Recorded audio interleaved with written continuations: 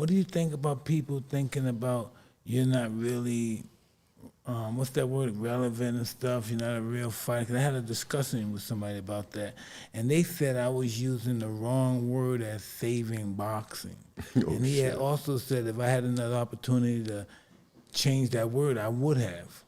And so I had to write him back and explain to him, you never drew 100 million people or 70 million people to the fight, have you?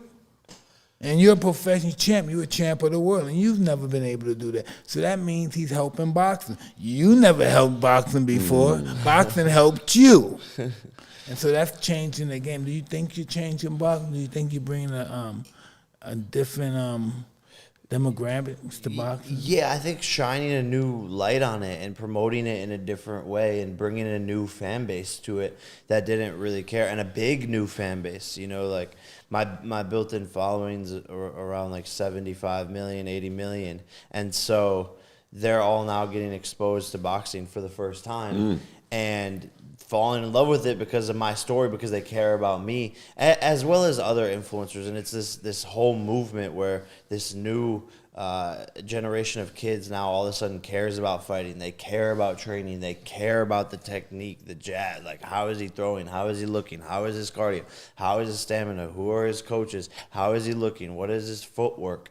And these are 13-year-old kids who are now obsessed with the sport, and there's millions of them. And over the past 4 years, if you looked 4 years ago, boxing like wasn't in the conversation in even the top 10 sports in America, and now it's like number 3 for the younger generation. Definitely the impact in terms of just the numbers is there. The pay-per-view numbers are there, so obviously there's interest. But most importantly, regardless of my fights, is what I'm doing to help other fighters and growing their platforms, like Amanda Serrano, getting her the paydays, putting Ashton Silva in the spotlight. Well, exactly. That's what they didn't understand. You coming in on the scene bring more revenue to the sport. Yep. And they don't understand that because all they know how to do is fight. No, exactly, and it's a business first, actually. The fight comes second. All of the business is the media, the lead up, the promotion, the negotiations, the marketing, and then the fight is the last thing that happens. I know, but none of that mean nothing if you can't bring the people in the seats. Exactly. All that stuff you just said don't mean shit if you can't pack the house. And you so, pack the house, so all that stuff is out of the picture for you.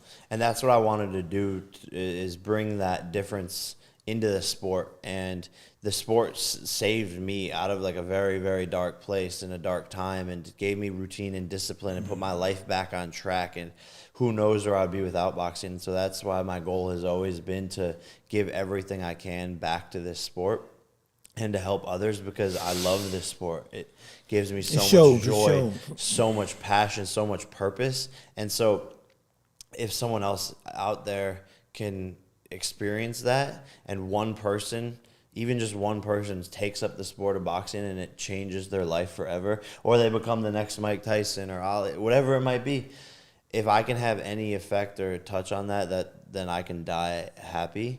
And man, I just this sport needs a lot of work. Like, I'm just scratching the surface of what I'm going to accomplish in terms of changing this sport, because there's a lot that needs to be worked on.